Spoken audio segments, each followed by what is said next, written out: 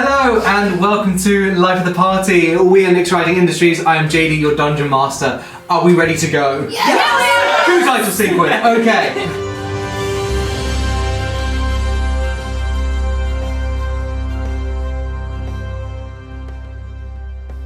We catch up with our adventurers in the village of Bramley's Nook, between Lakeside and Shadeborn, having just ambushed the mercenary group The Weeping Eye in a small abbey just outside the village as the dawn came up, along with allies Jocelyn de Fabron and Arenthius van Wymark.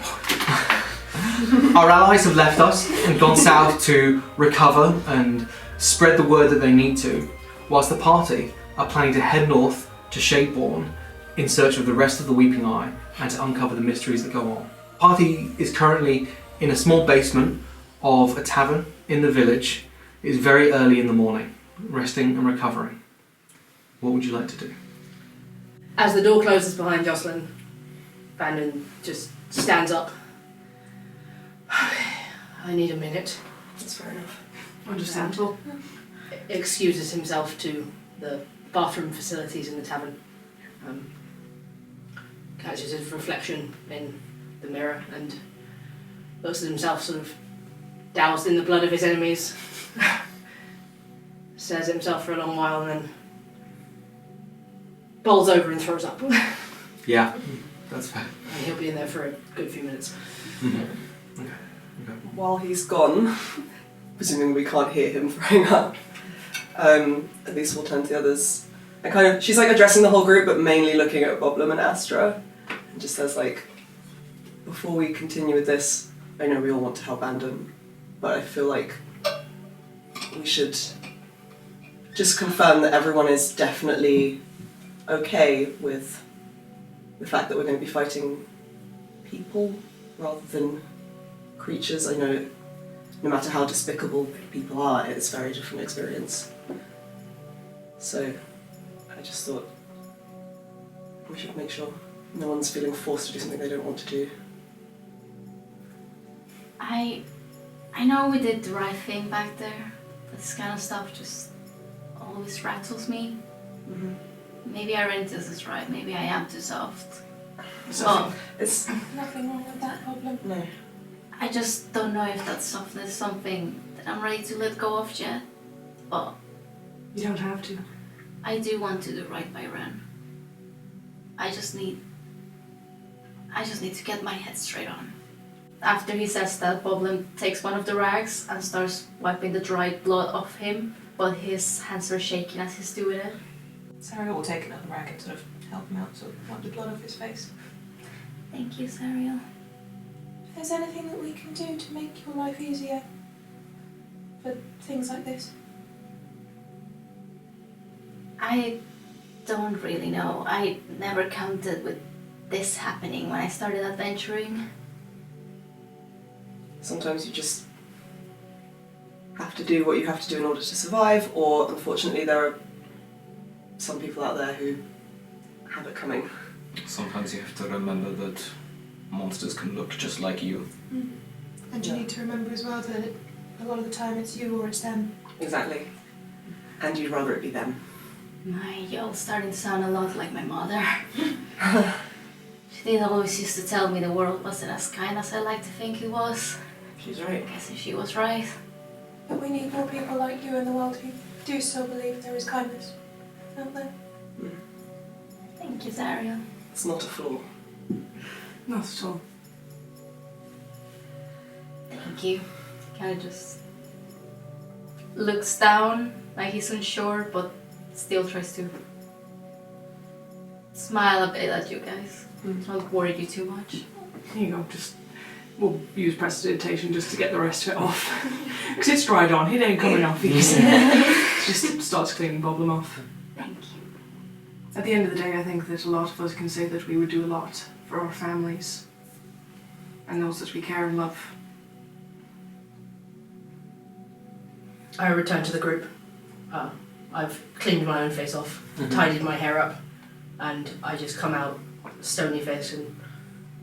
Right, we don't have much time. We have to track down The guy who escaped. the guy who got away. Putting everything at risk if we don't catch up to him, so I think we should make that a priority right away.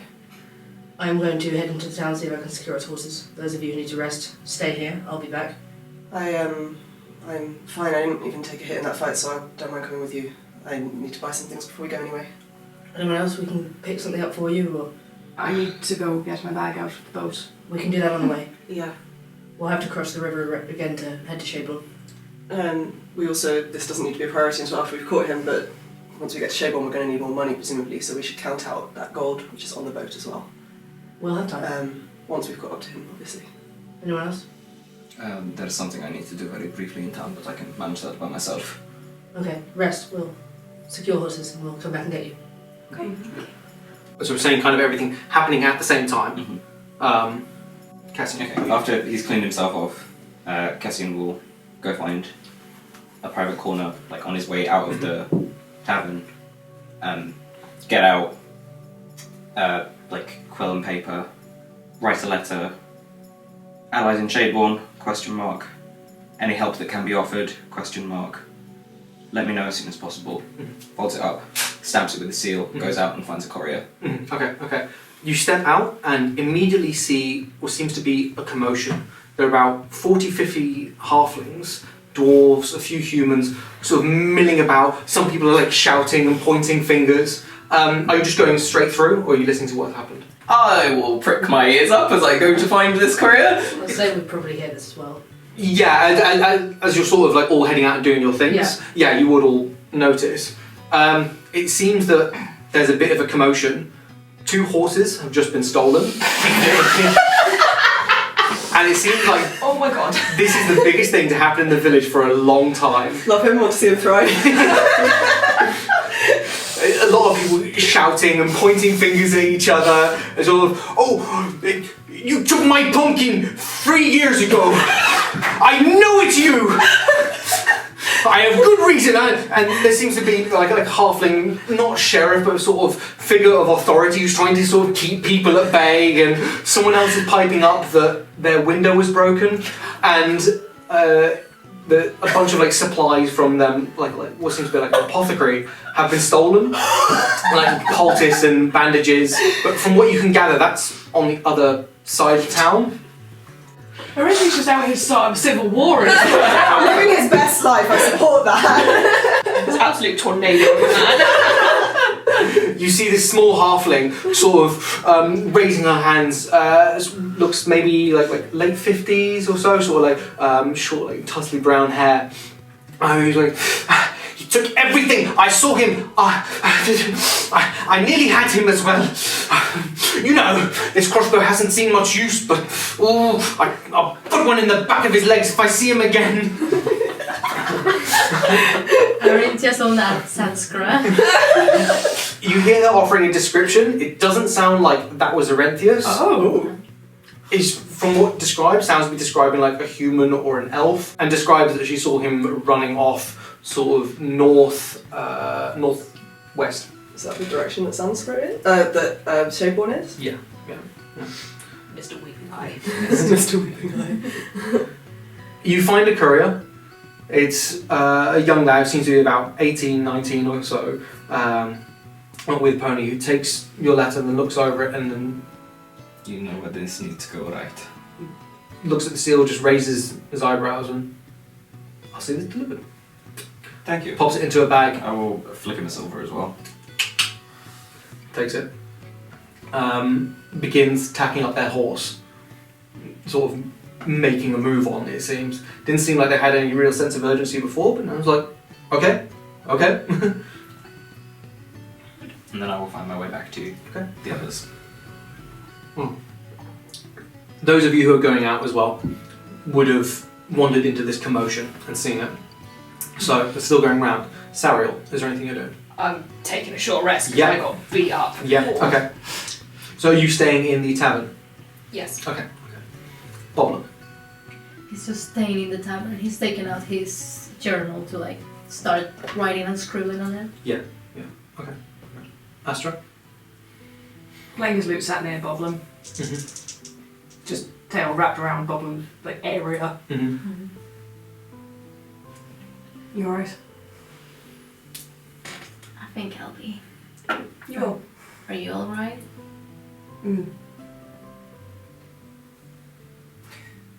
think you and me are quite similar, Boblem. I believe that there's good in every... There's the potential of good in every creature and person, but... The more I'm out here, the more I'm learning that that goodness can get twisted. And that maybe not everyone can be talked or reasoned with. Kind of starting to get that sense too. Like, I thought I could talk to that dragon we fought, but it just... It was hateful. It was hateful. What he said to me wasn't... It wasn't right. It's not something that I could have reasoned with. No. But you tried. And I commend you for that. Because we should always try first. Thank you. Yeah. Yeah, I think so. That... Fang looked me dead in the eyes and was going to kill me. And I know it. If the others hadn't stopped it, he probably would have killed me and Arenthius up in that tower. And there was no goodness in it. You heard how he laughed when I talked about what I did to Vanden's family. Yeah, I think he'll probably haunt me for a long time. Yeah. So what do you think you'll do? Family's important. And I know that if anything happened to my family, and I had the chance to seek some justice on it, that's what I'd do.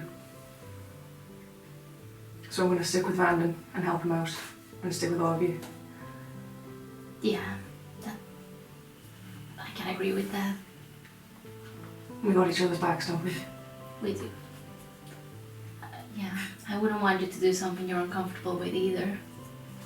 But we'll be around. Make sure that it doesn't come to that. Yeah, I know.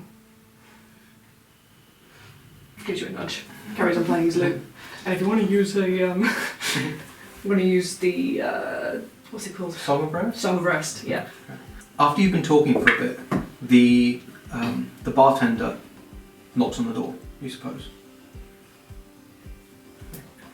Sort of cleaning some things in his hands and, look, I won't eavesdropping, but these walls are thin, little bits have hurt. If you're looking for someone, you're trying to catch up with someone. Old Maggie in the woods, she can help you with that. Where do I find her? Walk into the woods, north of the village. North of the village. Step off the path and let yourself get lost. She'll find you. Why would she be able to help us with that? She helps with all manner of things. Helped me find my daughter. Been gone a year and a day. Be respectful. Right? She don't like it when folks are rude. And she'll help you. She'll take coin or if you offer anything else. Thank you for your help. We will do that. Thank you. If not, I'm sure there are other ways you can catch up, but she has a way with things. Just be polite. Closes the door. Okay, Elyse. Well, I'm with Yeah. presumably. So did we hear that, all the commotion and everything? You would walk out through it, and you and Cassian sort of walk out both at the same time. And so we had the description of the person. Yeah. I'd say like mingling about, so like walking through for a minute, you'd be able to hear what these people are describing. Yeah. Do you reckon that's our guy? That's definitely our guy. We should make this quick then. I've got this. I'm going to walk up to the halfling who's yelling about their horses going missing. Excuse me. Sort of red in the face. Yes. I think I know who took your horses. You do. You're not from around here, are you? I'm not. A couple of people stop and look and sort What of. tipped you off? Oh, well. I'm sorry you've come to Bramley's Nook at such a time. We haven't had an occurrence like this since the great pumpkin raids of last year. Absolutely understandable. We're in pursuit of someone. I believe they might have stolen your horses and perhaps from the shop across the town. We're in need of horses to catch up with them. We're willing to pay. The farrier's horses for sale, for trade. But the pumpkins, you see, so they never came back. They were never returned. I'm concerned that the horses won't be coming back neither. We'll see what we can do. Thank you. We'll try. Thank you. The high reward. Could you point us towards where we might buy those horses? Yeah, I was able to gesture you. It's a very small village where you're easily able to see like stables and a farrier. I'll also ask, do you also have a locksmith in town at all? If you visit the general store, Okay. they're not sort of Ask specialised. for the directions to that. Yeah. Basically, on the other side of the square, like maybe like 30 buildings in total, a lot of which are houses. Cool. It's a very, very small village, like a little hamlet. So yeah, you can easily see. As we're walking away, a locksmith. Yeah. For Prometheus gave me something I need to practice with. I need locks to do it. we will cross the town to whichever one comes first, the locksmith or the general store or the... Yeah, they're sort of in opposite directions, but yeah, you can easily go to both. I can get the horses. You can do your thing, I'll meet you back there, here. Yeah, sure. So, which is I will cross to the livery and... It seems pretty basic. There's like a halfling man who's obviously getting things ready for the day, just like mucking out stables. You see what's going to be like 10, 12 horses. Not like war horses by any means, but sizable, look strong enough, look healthy enough. All range of colours and sort of pelts and everything. Sort of looks up when you approach and puts the thing down. And, Good morning. top of the morning to you as well. What can I be helping you with? I'm in need of some horses and perhaps a cart. You've come to the right place. You've come to the right place. Well, horses, looking to rent or to buy? To buy if possible, but I'll see what's on offer. 2 for a cart and a riding horse. 2 for a cart and a riding horse? Well, that'd be an open cart or closed wagon. Whichever is available, we're in quite a rush. We have either. We can take the cart. So that'll be. They offer you all of that for 195 gold for 3 horses and a cart. 2 horses and a cart? Oh, sorry, 175 gold. 175. So the horse is 50 and open cart is 25. Was that for 3 or 2? That's for 3. Okay, I will request the cost of 2 horses and one, Okay. one for the cart and a riding horse. Yeah. Okay. Yeah, you're able to get that, and it takes about 10 minutes. Tacks them up, pulls the cart out, and sort of lashes it onto the horse, and then hands you the reins to another one. Both sort of healthy-looking, fairly young horses. One which is like white dappled with grey, and one which is just pure black. I dropped my entire pouch of gold to pay for it. Whoa. Thank you for your business, sir. Of course. Tucks it away and like leads them out. If anyone asks, we haven't been through it.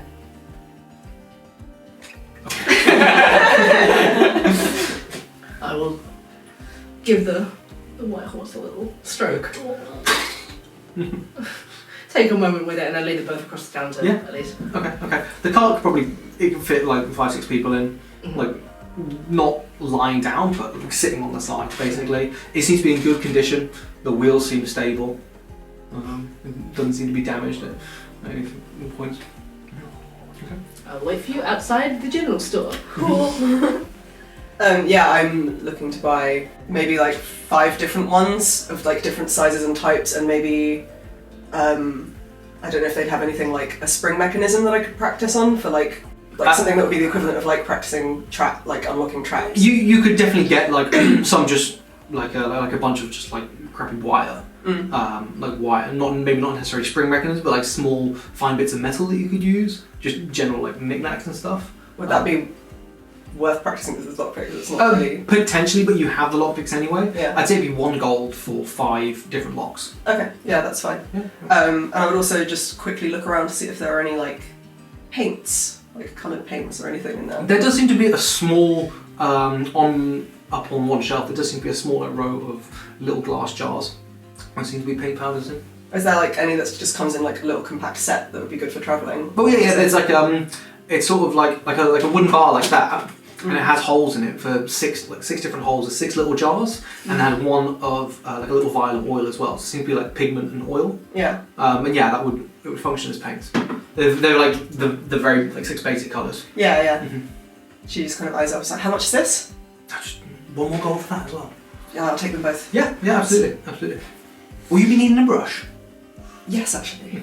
Gives you one for Wait, no, she just checks in her pouch quickly, and then, yes, yeah. 2 brush. silver. So 2 gold, 2 silver Okay. for everything. Great, thank you. I went outside to meet Ren. Okay. The commotion seems to have died down a little bit. The stable boy, who's sort of arguing over things, has marched back to the stables, and it seems like they were a stable boy for not the main stables, but for like a place next to it. Maybe someone had like private horses stolen that belonged to somebody. Orenthius, you booty. Love him! Get what you need? Yep, ready to go. You ever driven a cart before? I've ridden a horse before, a couple times, not a cart. I'm sure it's fine. Me neither. Oh, okay. No idea. I'm gonna climb up onto the horse that isn't strapped to the cart. Yeah. I guess we'll just take them back to the tavern. Yeah, you're able to go wait outside and you can knock or alert the others that you're there. Take Cassian's back by that point. Yeah, so I just go down into the tavern and just tell them we've got horses in a cart, we're ready to go whenever you're ready. And we reckon our guy has stolen some supplies from the town, so they're pretty pissed off with him. So They give quite a good description, so I'm sure we'll find him. yeah. So we'll follow you out. Are we ready to go? Mm-hmm. We might have another lead to find him faster. The tavern keeper suggested that we seek out someone called Old Maggie in the woods, and that she might be able to point us in the right direction. Who is she? What does she do? Don't really know. They just said that they were good at finding stuff. They found the innkeeper's daughter, but they really emphasized not to be rude. Okay. That's fine. And it sounded sincere. This isn't gonna slow us down. This won't slow us down. Just some kind of wise woman, wasn't it? I don't know. Apparently the innkeeper's daughter had been missing for just over a year, and he went into the woods, found old Maggie, and his daughter was found. Let's try it then. Otherwise, I'm sure you can follow the tracks Yes, from the abbey. I can track him. Okay. Let's do this. We need to go north from the village. Right. Gesture towards the cart. Hop in. Pat the horses before we hop in. Who has the most experience with riding horses or driving a cart here? I've ridden horses before, but I'm not like hugely experienced. I can give it a go. Would Boblem know from the far? Yeah, I was gonna say. I'm probably driving a cart, I guess. It is like a field tiller. Like, Yeah. I'd say that's reasonable, yeah, and like bringing, like when you were near a village, bringing milk and cheese Yeah, and exactly. all sorts of things to market and stuff, and then bringing them back. I'd say, yeah, you have experience driving a horse and cart. Yeah, I have some experience. If that'd be of help. Do you want to drive the cart? Yeah, I can try. Great. Do I need to roll anything for that? No, because it's basically just a slow walk on a path. Okay. It's easy enough, and yeah, because you're familiar enough with it, that's fine. Okay. Boblem climbs up. Which horse have you got tied to the cart? The black one. Okay. You climb up onto the back horse and smell the like familiar smells and like feel like the like muscle beneath you and take the reins and begin moving off, and the cart trundles off slowly out of the path. You make clear of the village and leave Bramley's note behind you. After a while, the path curves and starts going west, and you do see to the north, maybe about 400 meters away, the edge of like the forest and the tree line. So that's where we're heading in. We need to go into the woods. No, if the cart can go into the woods. As you get up to the forest, it looks like the trees are wide enough apart that you could probably bring this through. You do see a clear path which is going through one way, but besides that, the ground is even enough and the trees are wide enough apart that you could bring the cart and the horse through. I think the thing is, though, that the cart, we need to go off the path at some point. Well, we can take it in as far as we can, and then just And so it's it's not out here yeah. in the open, exposed. Fine. Get lost. Get lost. We have to go into the woods and get lost. And Maggie will find us. Oh, I could always leave an alarm around the cart if we leave it as well, just in case. Just gonna spur my horse on into the woods and Yeah. just away from the path, I guess. Yeah.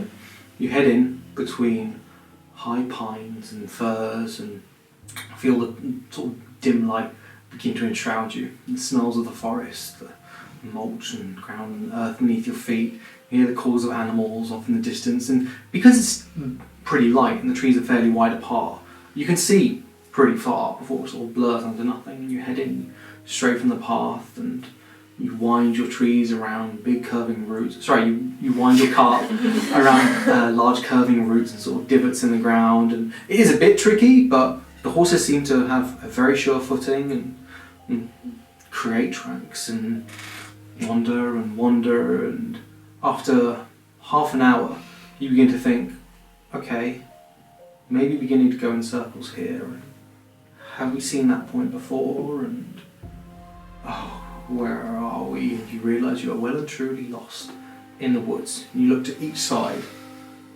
and it's just woods and woods and woods and no sight of the end of it. The path completely gone. Patches of it just look completely the same, and you're all befuddled and confused, but from this one line that you're going on, I'm in the right way.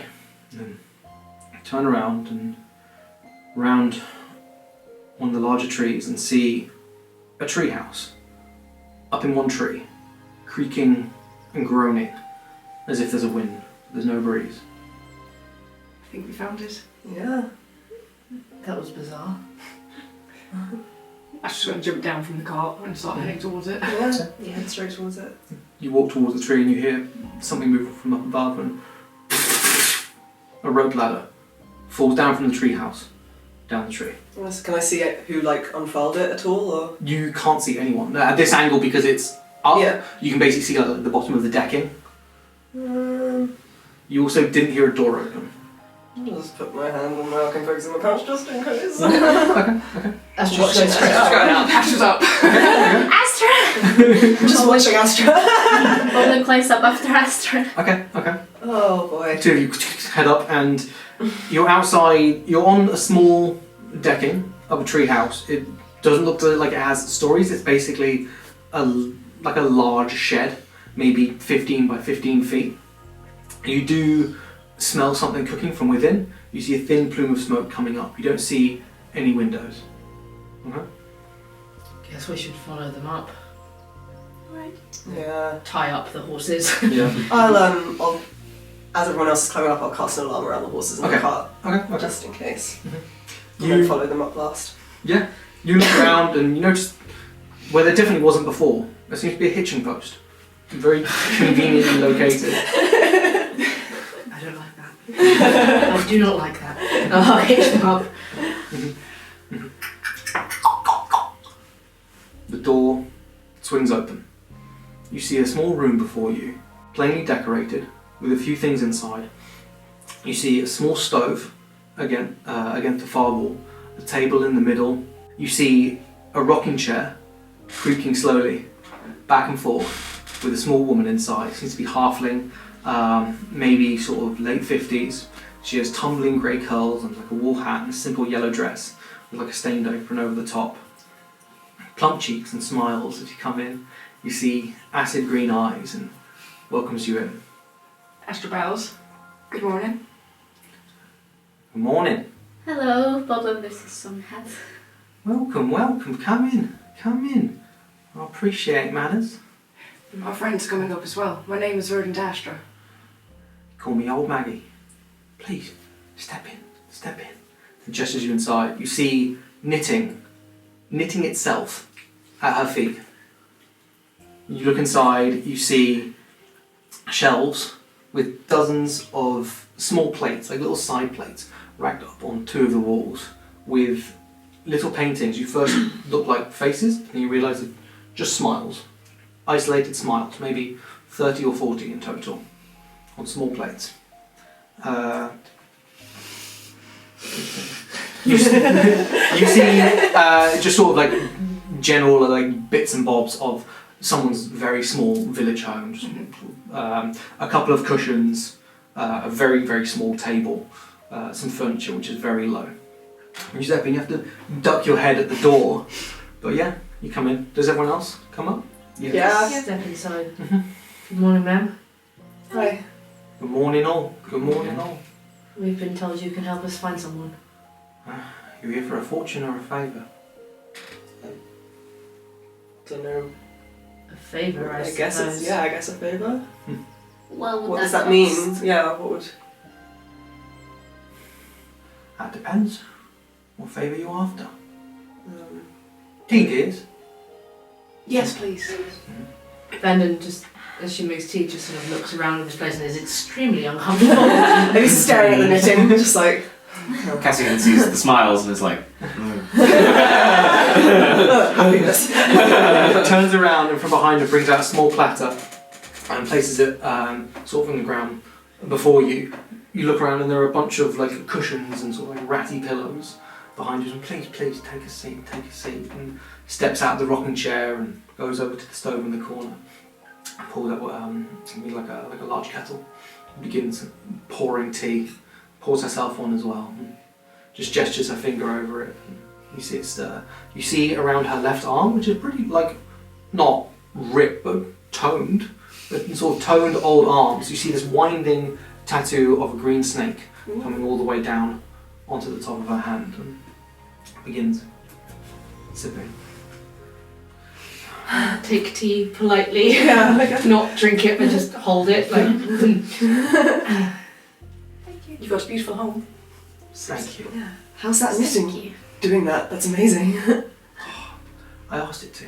That's amazing. Politely. What we're doing is we're trying to find somebody that hurt our friends. Oh, that's unfortunate, dears. Yeah. He also stole some supplies from the town, so they're pretty eager for us to get after him as well, I guess. I guess there'll be one of those back. Well, old Maggie's been around for many years, and old Maggie knows past that may be forgotten. You want to catch up with someone or running through the woods? Old Maggie knows a shortcut. For a favour returned, she can show you. What kind of favour? She leans forward. The room almost darkens as she does. She speaks. Although she doesn't open her mouth like wide, her tongue when you see it is just pure black. Bring me 4 leaves from the 4 corners of this land. Bury 10 teeth from 10 folks, and bring me the flowers that spring forth. Bring me a secret, a name, and a song. 3 years you can have. Else you'll be an old Maggie's debt, and you don't want that. I look horrified. Flashbacks to the Sphinx. A name? A name, a secret, a song. Does it have to be ours? No. Of course not. 4 leaves, 10 flowers from 10 teeth. Does she seem trustworthy to me? Make an insight check. Yeah. Yeah.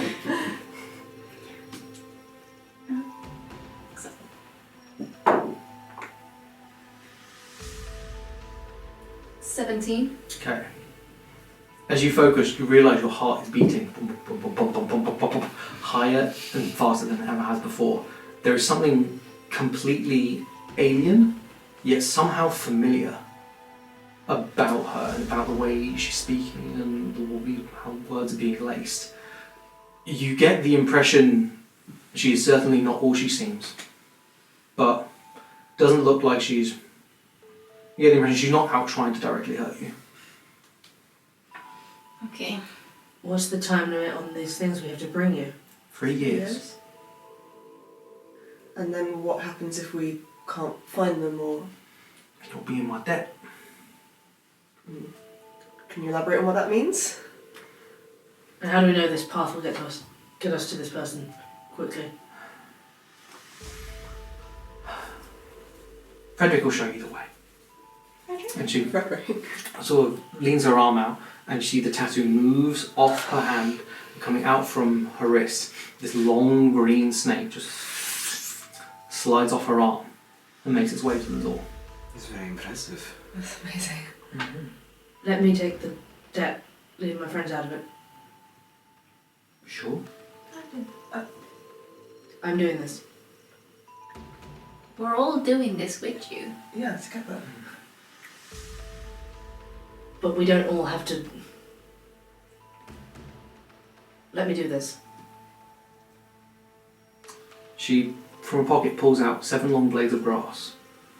Takes one, ties it around her finger. Holds out another one to you, just sort of expectantly, like waving your hand. I'm gonna take it from her. Well, she's... Okay. Yeah, off my hand then. Then yeah, she either gives it to you or ties it around your finger. Are you sure about this? Yes. I have to find them. Are we allowed to help him? Of course, of course. So this isn't something he has to do on his own. He's welcome to assume the debt on his own, but you can all help. Of course. Make a perception check.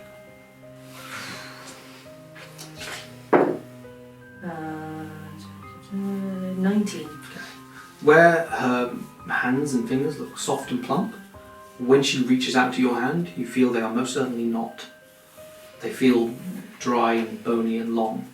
I go a little pale, but I don't say anything about it. And she looks up to you, and even though you're not wearing your mask, looks you in the eyes and sees acid green eyes looking at you. We all wear masks sometimes, don't we? And finishes tying it, and don't worry, it's nothing more than tradition. Of course. We should be on our way. We don't want to lose them. Yeah. Don't worry, time's aplenty.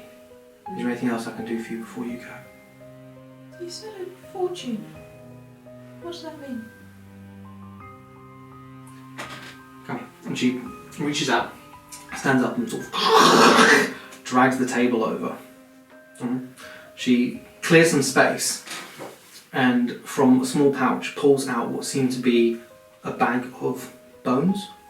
You see teeth, jaw bones, some you don't recognise. For this I'll take gold, but not necessarily. We can look. Just look at you. Gold or whatever else you want to pay with. Something that means something. Sounds very intrigued. I can give you gold, but I don't know if this would mean more. She takes 2 of the black feathers out of her hair. You see her eyes light up. What these do? That'd be wonderful, darling. Takes them and plonks them both in her hair. And turns around to where there's a small mirror on the side and grins at herself in it. Suits you. Thank you. Please, pull up a cushion. The rest of you, if I can have quiet, please. She pours out from a little vial, what seems to be black chalk, in a circle on the table between you. She rolls out all the collection of bones, like a small handful, and passes them over to you and puts them in your hands. 2 images. Roll the bones in the circle. Sort of holds them over the circle and drops them in. They clatter around, none of them breaking the circle of black chalk around. She stands up and sort of studies them and looks over and frowns, looks at you, looks back at the bones. This goes on for about a minute and then I see a knot of chains. Steps back and then walks around the table to where you're standing. Sort of nudges in the way a little bit. A white wolf standing proud over a vengeful kill. That's what I see for you. In my future? Your past, your future, your present. 2 images. For you though, I have something special if you wish. You who walk bathed in moonlight, do you wish for the gift of sight? From a fold in her robes, pulls out what seems to be a small crystal ball. It looks maybe 5 centimetres in diameter. It looks cracked and shattered, and it has a bead of red just right in the centre. Again, she's like wonder in her eyes. Can I do what I think it can do? Just the once. Just once. For this, looks over to the paintings. I'd love to have a painting of your smile, dear. Alright. Sit down. And she takes about 5 minutes with a small plate in front of her and a set of paints and paintbrushes that she pulled from seemingly nowhere. And you hear this like scratching and soft marks or something, and then after a few minutes turns it round and it is your beautiful smile. She smiles warmly and places it up on one of the lower shelves that she can reach, and it's all yours, dear. Thank you. She's like transported. She's like glowing. Thank you. Thank you so much. You're welcome. Anything else for anyone else? More tea? Yes, please. It was good tea. It was very good tea. What's in it? Grass, fir leaves, a few nettles. And nettles are good for you. Nettles are good for you. There's no other things my grandma uses. Your grandma might be a wise woman. You seem familiar. I can't place you, but That's odd. maybe it's just one of those faces. You seem familiar too. Past lives. Serves out more tea. Sips. Sits in the rocking chair and which is about halfway through. Right. There's nothing else. Time is of the essence. Yeah. Sorry. It's fine. We'll go. It's okay. Don't worry, don't worry. Follow Frederick. Try not to get lost. Mr. Boblem, you should know your way anyhow. I have a feeling. Yeah. And at the door creaks open. And you see Frederick begin to wind out the door. Don't worry about the horses. We'll sort that out. Okay. Thank you for your help. You turn and step onto the balcony. All of you, the door closing behind you. You are somewhere else. It looks like nighttime in a very different forest. Instead of firs and pines, you see twisted trees which look almost in the dark and in shadows like hands reaching towards each other. You see everything is softly illuminated in pale shafts of moonlight breaking through the trees, but at impossible multiple angles, like there's a moon to the east and a moon to the west, and shots are coming down, and at some point you swear they're sort of burning softly through horizontally. You try and focus and it makes your head hurt. When you look away, it's almost as if the soft lights at the corner of your eye like twist and contort, dancing around the trees to shine on wherever you're looking. As you breathe out, your breath condenses into mist and then freezes, and you see it drop to the decking and shatter in a rain of tiny crystals. Your hair all stands up on the back of your neck, on the back of your arms. From the decking you see leaves fall off as a breeze blows through and fall softly upwards, disappearing through the canopy. Frederick, We need to follow Frederick. Yeah. he begins to slide down the ladder. Are the horses still there? They are not. You do not see them anywhere. Where are we? I don't know, but I don't think we've got the time to talk about it. Yeah. Let's Let's follow start Frederick. climbing down after Frederick. Yeah. Considering background, might know where we are. Make an Arcana check.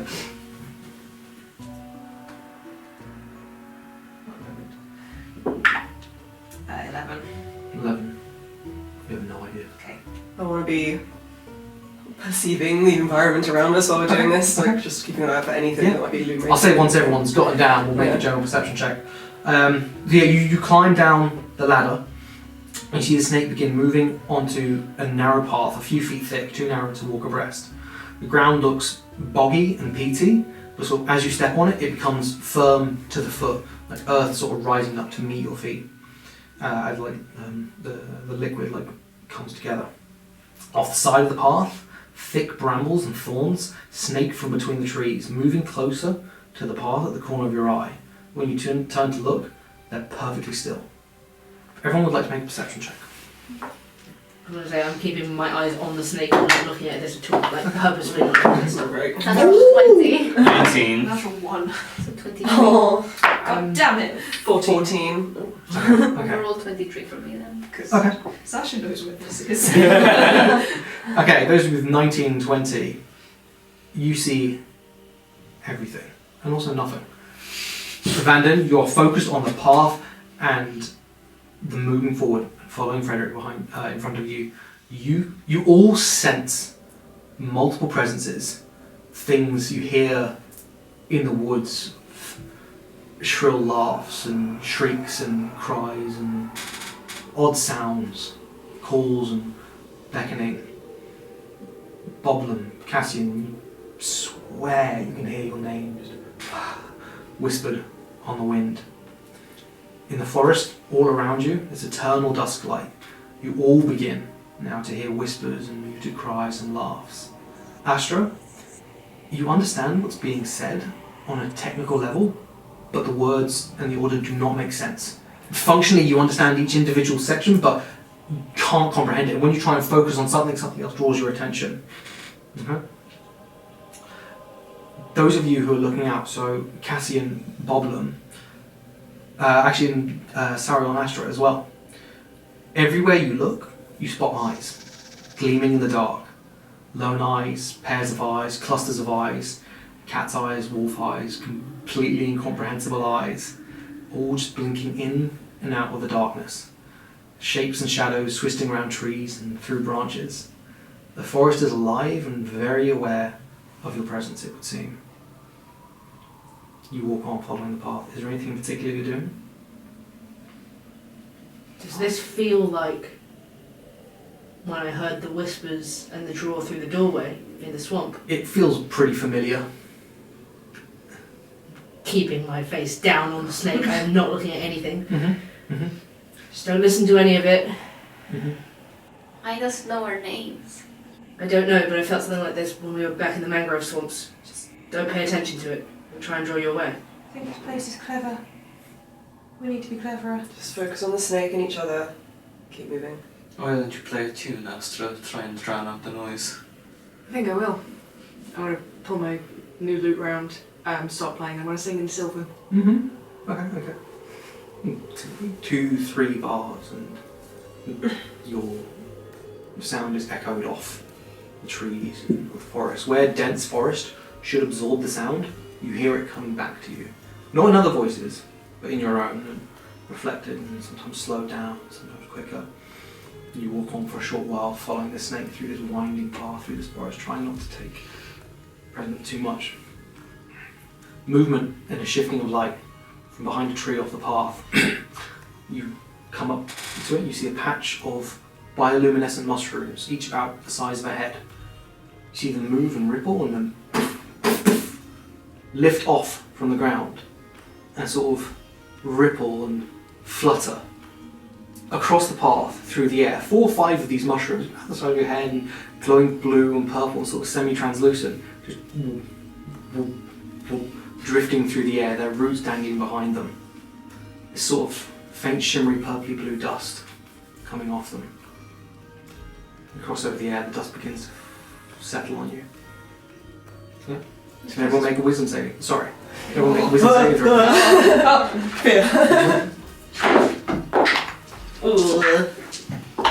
Dirty 20. Oh, 23.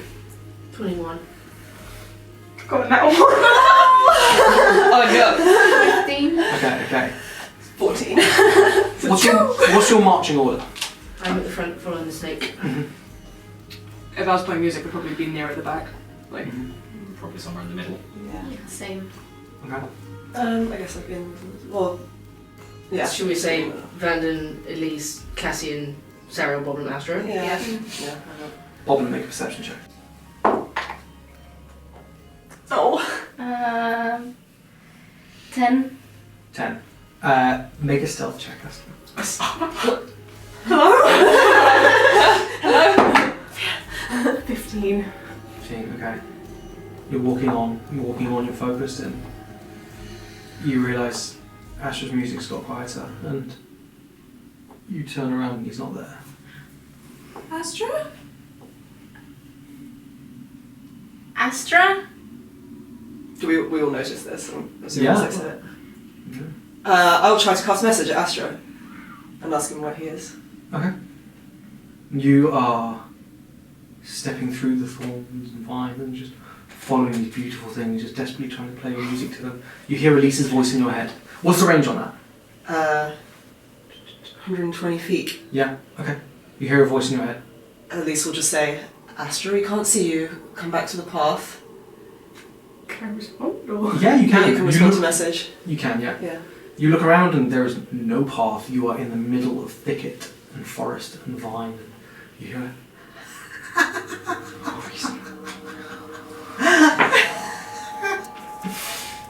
I don't know where the path is. What's he saying? He says he doesn't know where the path is. Tell him to close his eyes and cover his ears. Don't listen to anything. Yeah, I'll message him again and just say, just don't pay attention to whatever it is you're seeing or hearing. Just think about us and close your eyes and cover your ears, whatever. Just try to get back to us. Can I do another perception? Or can I roll again? In 1 sec. Make a wisdom saving throw first. 10. 10. Okay. Make a perception check.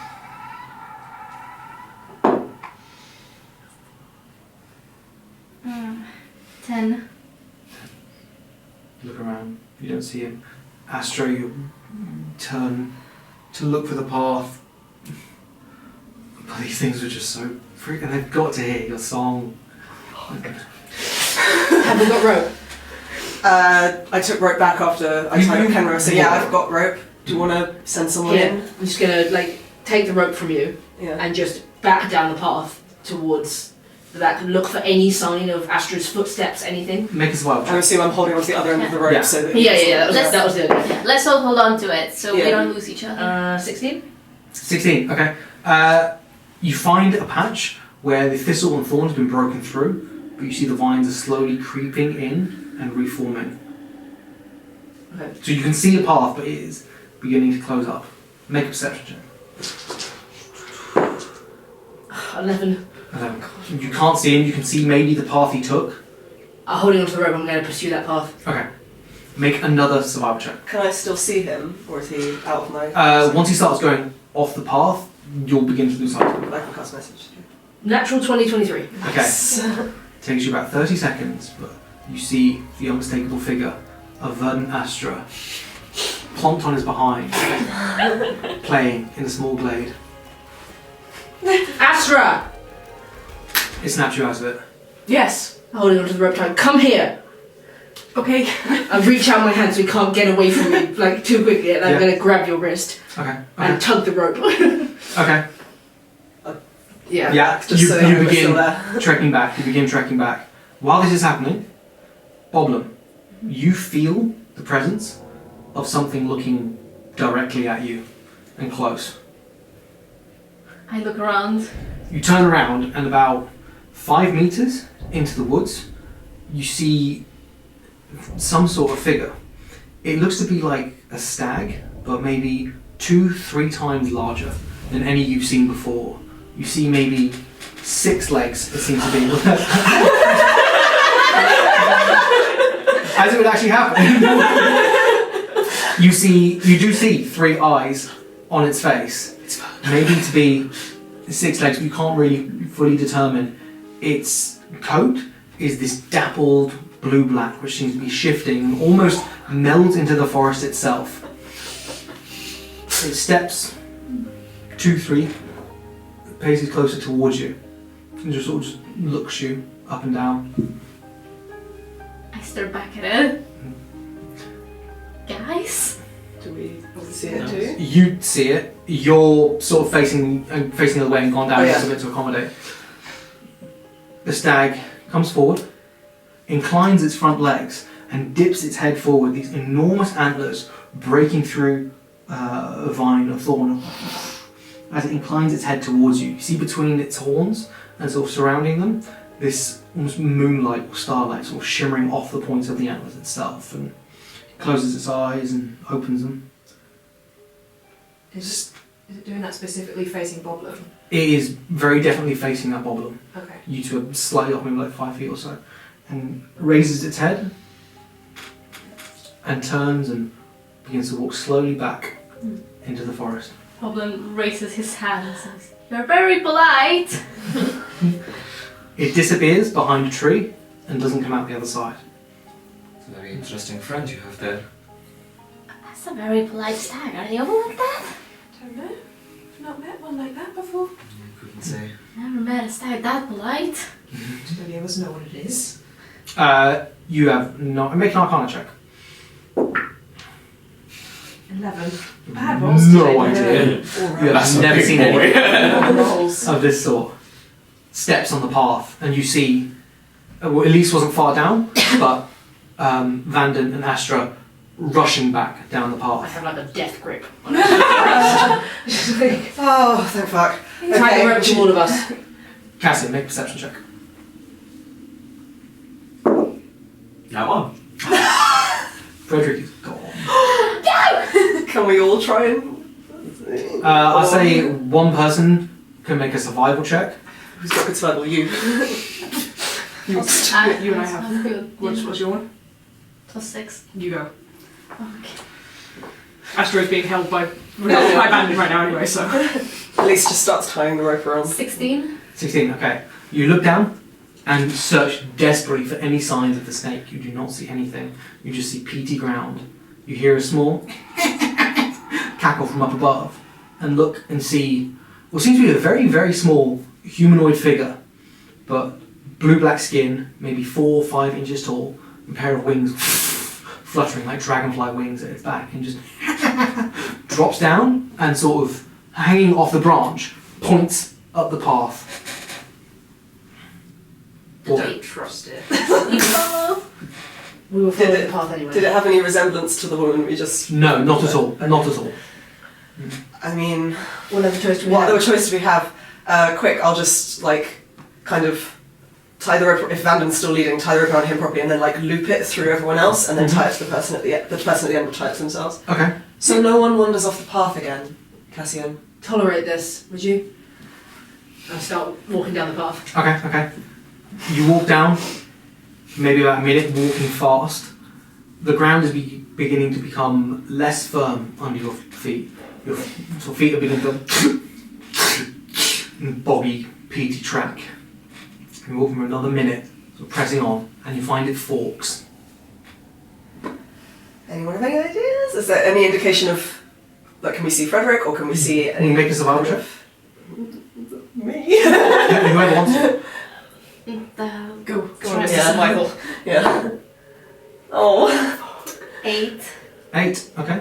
You have no idea. Pick a path. Turn my face up and just mutter under my breath, just like, Muhammad, I know this is my duty, please give me some form of guidance. Roll D100. D100. 40. 40. Can I kind of just close my eyes and kind of try to feel just the ground underneath my feet, see if anything feels familiar, Mm-hmm. and if it tells me anything, pointed towards the right direction. Make a wisdom check.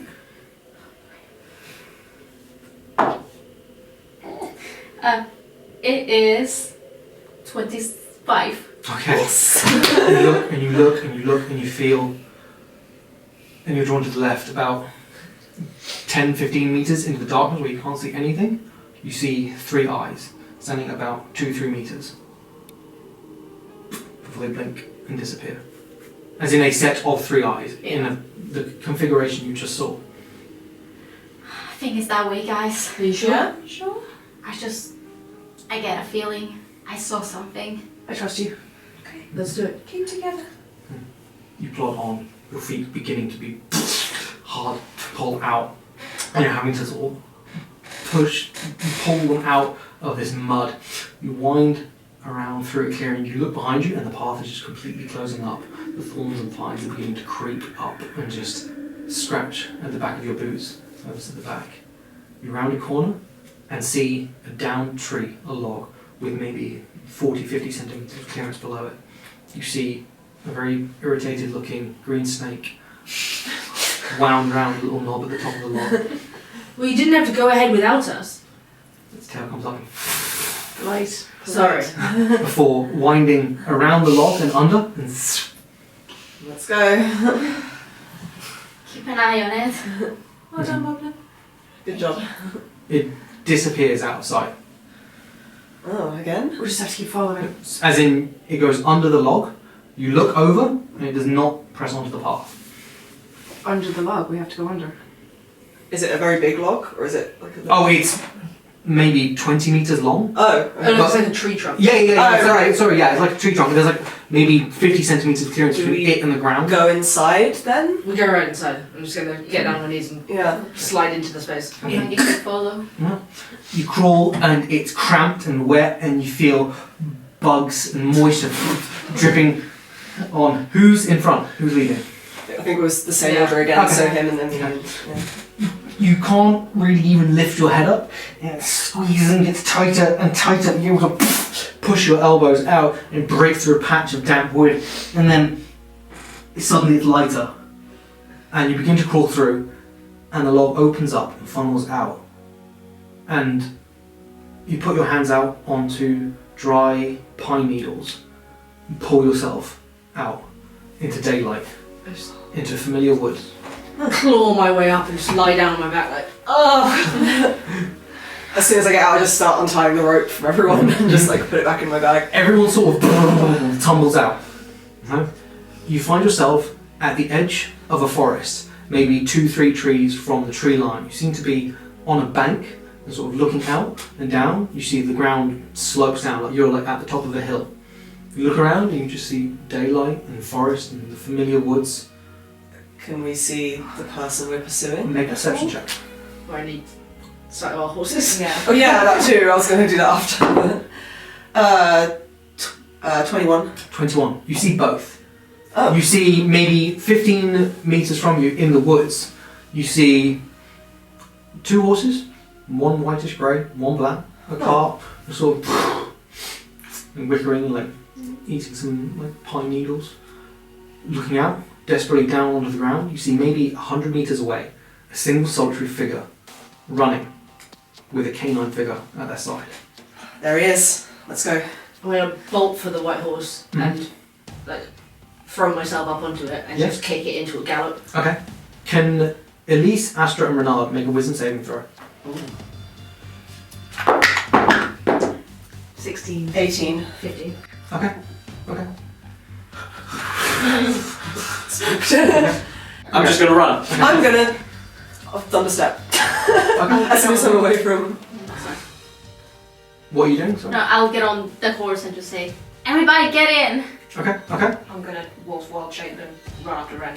Okay. I will get in the car. So how far away did you say he was? 100 metres. 300 feet. What's that? Okay, that's not too far. Okay. So, Cassian Yeah, wait. takes off running. Sariel's form shifts and becomes the familiar white wolf. Boblem and Astra take up the car. The car begins making a slow turn around and you not with it, but you know, just get the reins and begins making its way out. You have to very carefully negotiate this as you begin going down the bank. The cart like comes up onto the horse and you have to go down very slowly, otherwise it would make you like knock the horse down now. But between the two of you, I say that you're able to keep the horse going steady whilst the others pelt it ahead. Yeah, I Okay. run. He's in my range. You have the range. Wait, how far did you go? You said he was only 100 feet ahead. No, 100 100 meters. meters is 300 feet. 300 feet, okay. Yeah. Yeah. So I'll say yeah. Cassian and Elyse are running, Yeah, so I'm As- gonna like prepare a firebolt when I'm in 120 feet. Okay. Arcane bolt. and you are on the horse. Okay. I pulled the javelin off my back. Okay. Okay. As you get to about 50 meters, the alerts the figure, and you see him curse, turn, and just begin sprinting in the way that he's going. You see he's maybe 200 meters from the next wood line. Okay.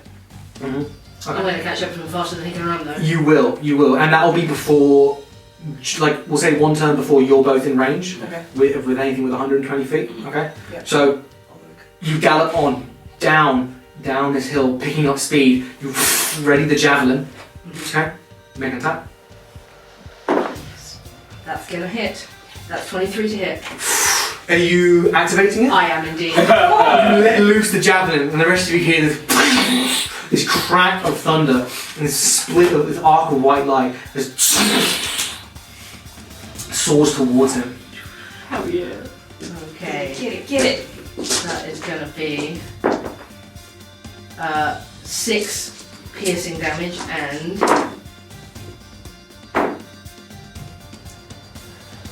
9 lightning damage. Okay. It hits him, and you see black smoke pour off him, already looking rough, like having sustained injuries. You see familiar armour of the Royal Guard, sort of reappropriated and patched on. And he spins, turns a crossbow towards you, and fires off desperately.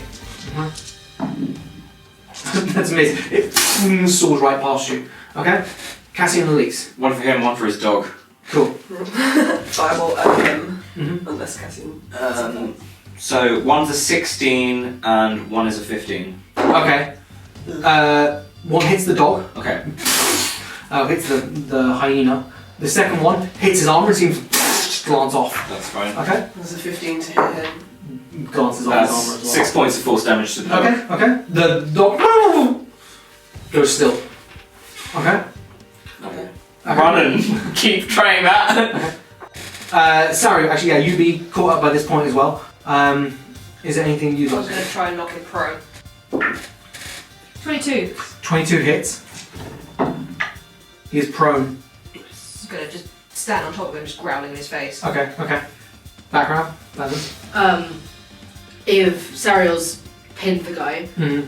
I'm going to slow the horse until I can look down at his face. Yeah. Do I recognise him? You saw him from the battle. But you said he's wearing Royal Guard uniform. You do not recognise him, no. Okay. It seems like this may be like reappropriated armor. You only see like patches of it. Looks to be a half-elf, sort of middle-aged for a half-elf maybe. Panting and struggling and looking broken and battered. I am going to, completely ignoring the hyena, swing down off the horse. Mm. Oh, the hyena's gone. Oh, okay. Yeah. And get down next to him. Mm-hmm. And then I'm just going to drive my sword down into his chest. Coup de grace. He goes still. And I'm just going to give Sariel a little scratch behind the ear. Cassian and Elyse catch up to you. You see the cart trundling down the hill. Is that taken care of? Mm. You alright? Staring down at the Royal Guard armour. I'm going to search him. Okay. You find on him a very small amount of gold, a sort of basic adventurer's equipment, a crossbow, a longsword, splint armour. You find a bag which is sort of like green and red with this like gnarling face on it. And that's it. I've taken the longsword Yeah. and the crossbow bolts. Okay. Do I see all this stuff? Yeah, you're all together. I'll say by this point the cart trundles down, and you're basically at like peak of this the trough of this very small valley. Grab the bag. That's done. We can proceed to Shapeborn at whatever pace you want now. We don't have to worry. I think fast is still good though. Of course, but we don't have to.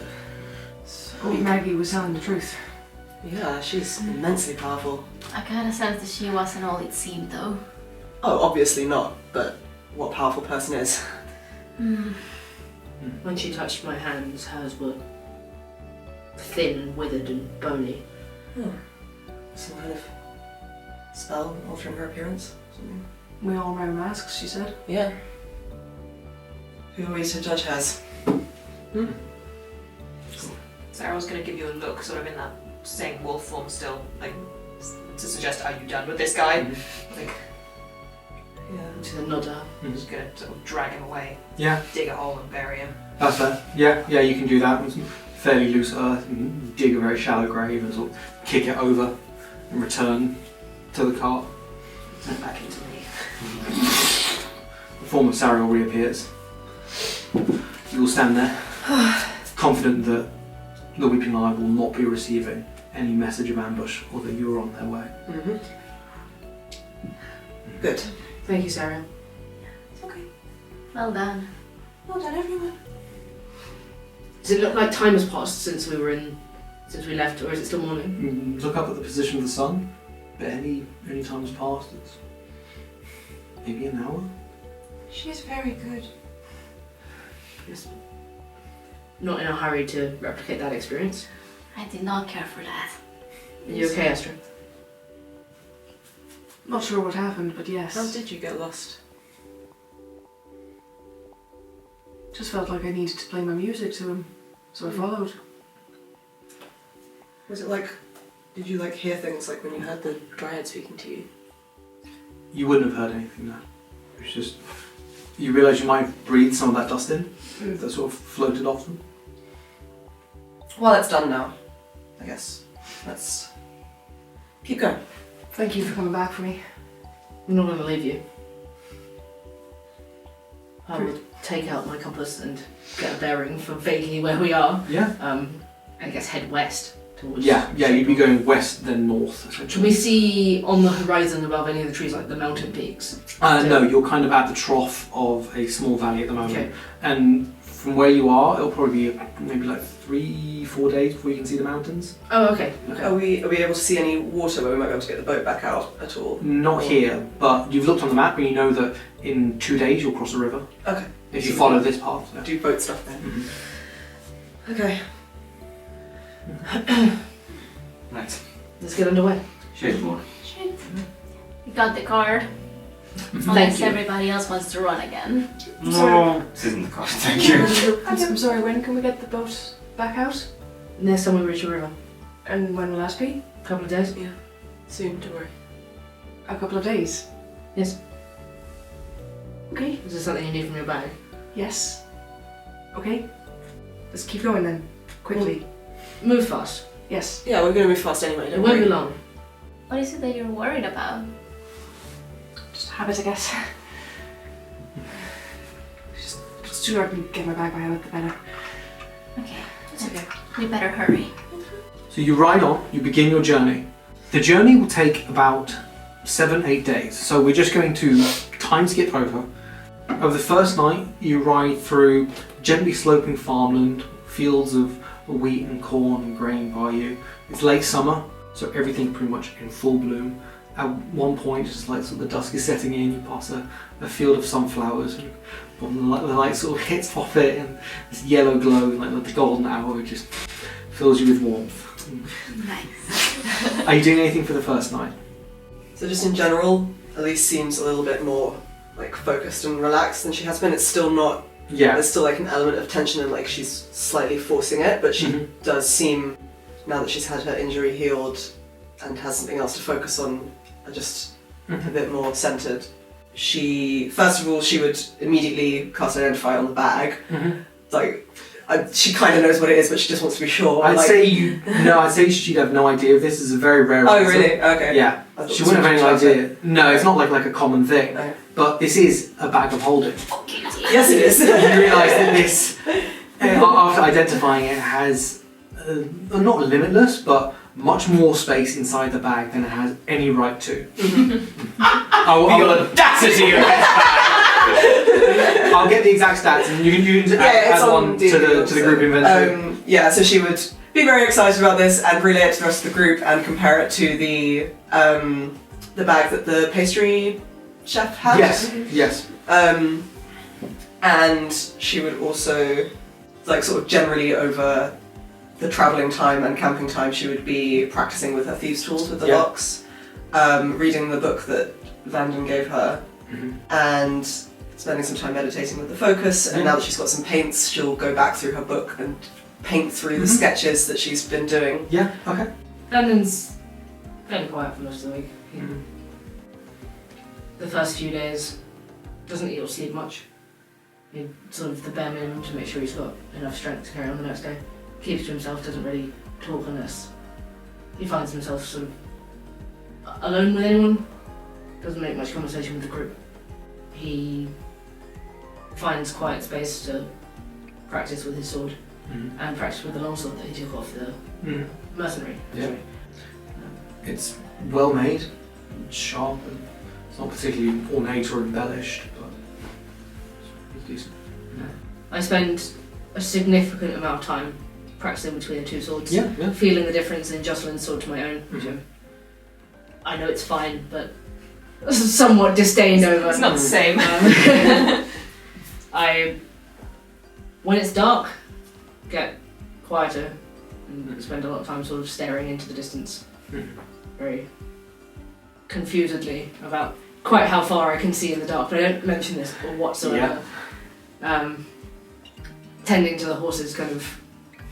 Basically, he busies himself with so that he's never sort of got a free moment to do nothing. At some point, he'll ask Elyse to borrow the book on Arcane Foci, just because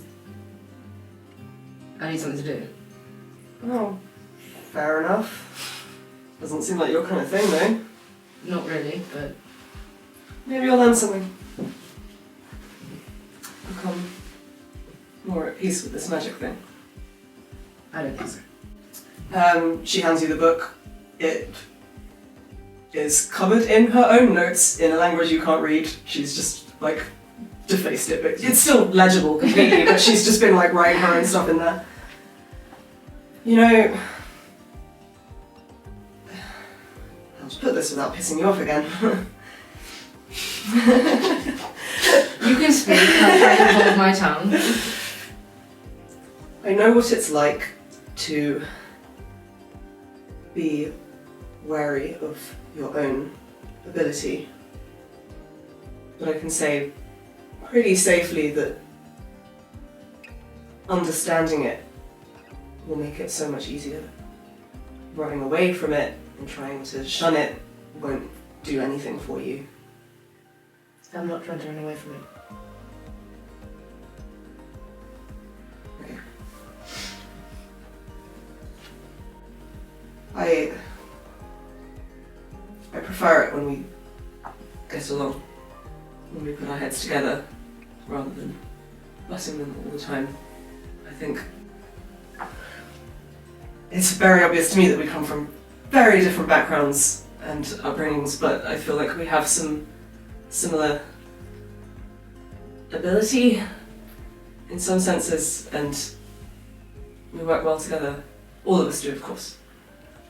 But I can see you've got skill. thanks. Anyway, I was going to say that I don't know how well you know Shadeborn, but I'm pretty good at getting my bearings in cities and finding routes around and ways to travel that aren't as obvious and things like that. Well, when we can get the ship out, I have a map. Of the city? I brought it in Farrowstadt. I intend on studying it, finding out everything I can. I appreciate you being here for this. You helped me, so I said I'd help you. I can tell you're pretty young. That's not... And? I don't mean that in a derogatory way. I was doing things this dangerous when I was younger too. I just... You shouldn't have to go through things like this. Well, I've started to think that maybe, despite the fact that I may have been one of the less experienced people on my crew, might have actually been doing this longer than a lot of the people here. Maybe not Sariel just based on pure mathematics, but but I don't know, I get the impression Cassian didn't leave Miratel much before he joined up with us. I don't know. Again, pure mathematics though. Everyone gets experience in their own way. I've been studying everything I do for a very long time. I haven't been out in the world much.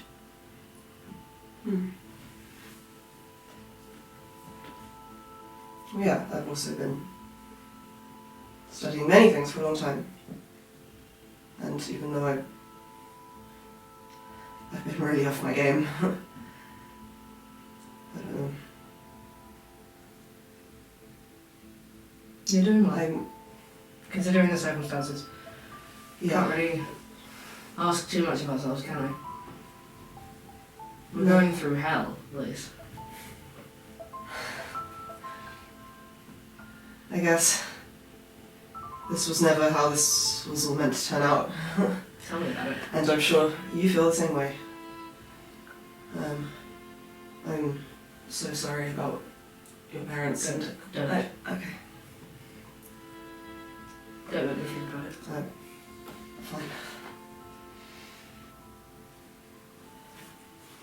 You probably walk away from the conversation at that point.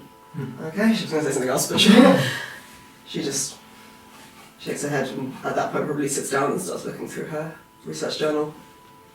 Just looking over the drawings and notes in there. Yeah, okay. The crystal ball that I was Yeah. given, not using it as such, but Mhm. using it as I suppose like a meditation focus. Yeah. Sariel's gonna sort of take time while on the journey to just sort of sit quietly and meditate and just be sort of aside from everyone else. And she's gonna be sort of trying to picture what is around the next corner. Yeah. Okay. Yeah, she's just gonna keep sort of doing Yeah. that every day. Yeah, we can say you're working towards that. Yeah. Okay. So just Okay. starting small. Yeah, I'd say you're aware of the concept of scrying. Yeah. You know what this thing is, and it's a process that you can begin training and practicing for. And you don't feel it go anywhere, but in the night you have vivid, fitful, not scary, but concerning dreams that you can't remember when you wake up. You just know that you've had a night of worry and concern. Okay. You've continued on. The fields have changed from farmland to just sort of very gently rolling hills. You can see in the distance they do curve up more, but there aren't many physical landmarks around besides like small copses and boughs of trees. I'd say after the second, make a perception check, Astra. Thank you. Stress. Oh fuck, only 13. Oh. 13, okay. You find a smallish like pond, and it could maybe fit the ship, but you're uncertain. You will come to it and you will see it. Do you want to try? Do you think it's big enough? How big does it look, the pond? It's maybe like 6 meters or so What's that? long. Yeah, what's that in feet? 18 feet. You can keep looking. I'll give you an opportunity to look the next day. Okay, it's not big enough. We should just move on. Astra, is it urgent? What? That's okay. Let's just. Yes. No, I'm fine. I'm fine. Something in there that's gonna... No, it's fine. Just keep moving. Okay. We will keep moving. Okay. While trying to keep an eye on the road, when it's not too busy, as in like too many trees or things to look out for, he kind of tries to... He starts trying to map out on the journal the beginning point of where he thinks he started from. Yeah. His whole journey. Okay. Trying to carefully map out where he's been. He's Yeah. trying to remember just off of memory, off of the Yeah. Yeah. background that he has. That's cool. You've got a very good memory for maps, and you're able to place the last sort of town near Farrelstadt, where you were, where you left the farm. Mapping that, you went to Farrelstadt, to Mirrortail, across the Yeni Channel to Genix Village, to Sanskra, through the mangroves, Lakeside, and now across. Yeah, imagine when we come to the bit where where we're nowhere, Mm-hmm. it just comes to a blank. Yeah. Well, you're able to trace the map and copy down, and with the Outlander background, you have an excellent memory for maps. So even though there are no, by this point, like landmarks of civilization, you're still able to take landmarks of forests or certain hills like crests and ridges, and you have a decent idea of where you are, although it is a long way from home. Elyse will get up and sit with you next to you while you drive the cart. and rummage through her bag and pull out a quill and a pencil and a small bottle of ink and just say, I don't know if you already have one, but I did say I would give you my spares, so... Thank you. I've just been using a twig and some berries. I appreciate this. I have spares, so yeah, please use those. Do you need? Do I owe you money? Do you need it? No. I didn't pay for it, so... Okay. Okay. Is anyone doing anything for the night? I know I'd like to have a conversation with Vanden at some point. We can do that now if you like. Yeah? Yeah, if we take a watch together, Yeah. Yeah. I'll leave you to do your crystal ball business. But after a while, when he sees you're not busy, he comes over and just takes a seat next to you. Sariel, Vanden. we haven't spoken for a while, huh? No, I suppose not. And I suppose there is something I've been meaning to say to you, but I guess I've been too embarrassed to say it. I didn't treat you particularly well when we first met, and for a while after then. I wanted to apologise. I feel like I misjudged you and tarnished you with a brush that you didn't deserve. You don't need to apologise to me. I believe you're someone who is true to themselves no matter what. I tried to be, but I was too quick to judge on this occasion. I didn't make myself easy to trust. Don't suppose any of us did. I've noticed something different in you this last week or so. How so? I can't really put my finger on it. There's a fierceness to you that I didn't realise in the beginning. And I appreciate the way you've been since you found out, or since Jocelyn came by. Very much on my side. I didn't see that from you. Well, you picked me up when I was down, and that was the sort of first indication that you weren't who I thought you were. I trust you, Sariel. Implicitly. I trust you too. You're someone I didn't think I'd say that to. No, nor did I. You were the person I trusted the least when we all met. There is something untamed about you, with so much potential. I know there's no ranks here, but if this were back home, I'd want to see you made an officer. She's genuinely taken aback. You'd be a good second in command.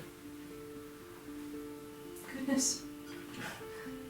You know, I think with a little bit more restraint in the way you fight, you would be indomitable. She initially looks a little bit offended at the restraint thing, but when she thinks about it, I suppose you're right. A lot of what I do it on impulse and instinct. I can tell you're not a soldier. No. And I Far from it. wouldn't want you to be.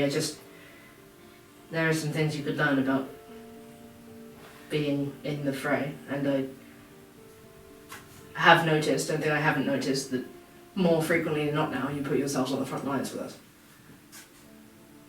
Again, it's an impulse thing, I suppose. You're good at it, and you should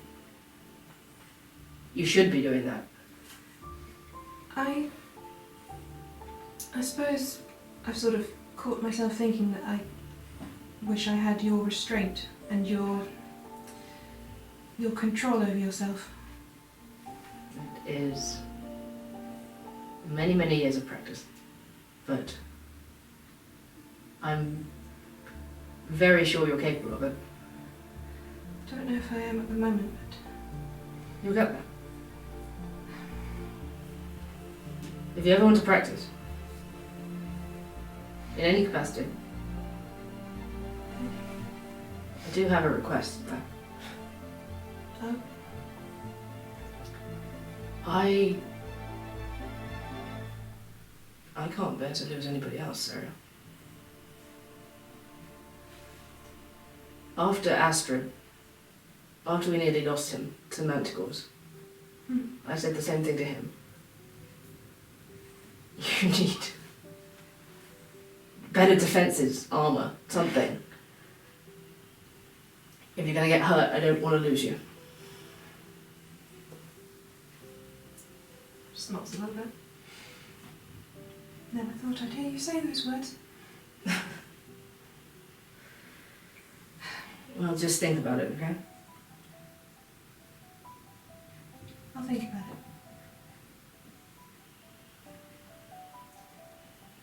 You should know that if you did want to work more closely with me on the front lines, I suppose the reason for my lack of restraint, lack of control, lack of composure when it comes to things like this,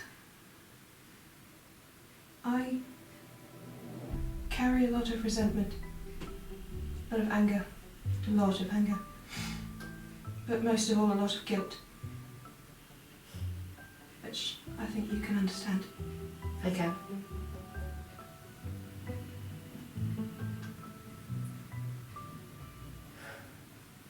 I suppose I'm saying that if you need to talk about anything like that, you shouldn't feel you have to, but just know that I'm here to listen if you need to. I'm not really one for talking, but the offer extends to you too. I'm also not one for talking. I think this is the longest conversation we've ever had. Oh, I definitely know that it is. Don't let anyone else know that we're friends. Like, genuinely smiles. Well, I better leave you to it before this becomes too much talking and Oh no, argue or something. couldn't possibly allow that. Leave me alone, go away. Just gonna gently squeeze her shoulder and then walk off and leave her to it. Yeah, okay. As you're coming up to the third evening of your journey, you crest a larger you crest a larger hill, and you find on it a small stone structure, round sort of stone dais with a column in the middle. Looks almost like a large stone donut, essentially. In the middle, the column that comes up. Donut! Thank you, Saxon! Is inscribed with all manner of vines and plants and leaves and flora and fauna and animals. Make a religion check, Brandon. That's a natural 20. That is, this is a shrine of Melora that you have stopped at. Is anyone doing anything? Can I do a perception check for water, please? 21. Hey! 21. Okay. From that evening, actually, from where you're up at the top of this hill, you are able to see the ribbon of water, maybe a mile away at the bottom of the hill. I'd really like to go and get the boat out if that's okay, and then I'll just come back up. I need to get some too. Yeah, I'll come with you. Okay. It's easy enough to do that. There are a couple of people around, but you're able to wait like half an hour. Oh god, Astra looks Astra looks antsy, Yeah. waiting for people to leave then. And like he's been just like holding the bottle with the boat in it, like while they've been travelling. Yeah, okay. You wait for them to go and wait for the river to become clear and then sail off up the bend and you unleash the lyre bird on the river. A few trails of smoke still come off it from where it seems it might have still stayed smouldering for a sort of time frozen in this point. As soon as it's out, I'm gonna just fall over at the side of the boat onto it into the inside and just try and find Yeah. You're able to get your stuff. It's all exactly how you left it. sigh of relief and just lies back on like the floor. Everything how you wanted it to be? Yes. Good. This is gonna go to the chest with the money in it. Yeah. Yeah, you're able to get all the money out that you want. so we can count it. Vandal, what are you getting out? My map of Shapeable. Ah, nice. Okay. Yeah, you're able to get it out. You put the ship back in the bottle and trek back up the hill to where the others are making camp. You see dim light sort of off in the distance and follow it up back to the fire and find them around this stone ring and this small column and settle yourself down for another night of preparing. You look out and where you've had sort of plains and low hills and forests and farmland behind you, you see off past the river the land becoming more hilly. Elyse won't sleep in the shrine. She'll stay in the cart and cast an alarm around herself. Okay. Yeah. When his back's back to him, he is completely relaxed again, and then just takes an interest in the shrine of Melora finally when we come back. Yeah. Because comes back up to the shrine and starts doing his sort of bad business there. Yeah. And like looking around it. You see, so the column is maybe 2 meters tall. It's kind of like a little like obelisk, and each face has these gorgeous, beautiful carvings in. Very old. A lot of the details sort of weathered and worn and faded off. But you see deer and centaur and fawn and natural beasts, so lions and boars and all sorts, just surrounded by plants and grapes and wheat and all sort of imagery of bounty and flora and fauna. It's hard to work out how old it is, but around the base there's just clusters and clusters of flowers and plants, and the stone circle itself is probably about 20-foot radius, so sort of an unbroken circle with this obelisk in the middle.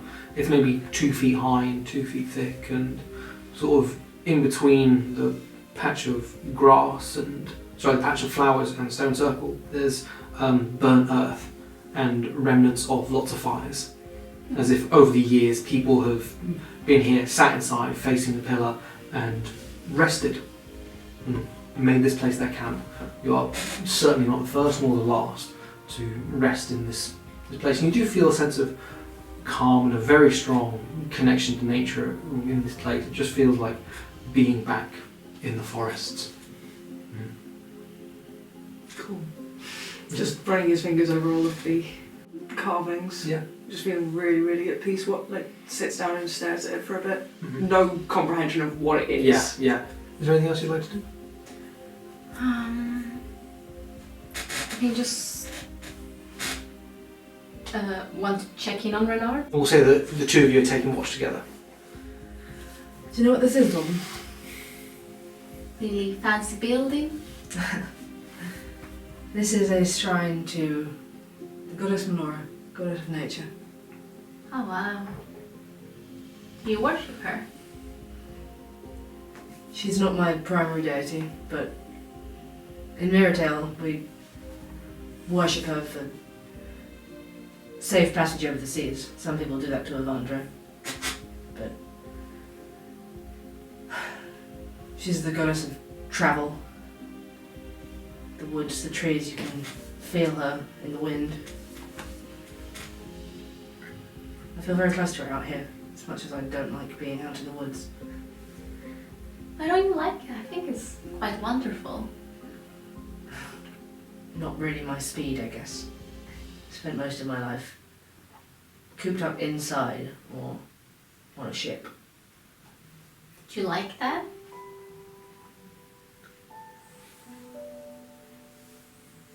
It was fine enough, I suppose.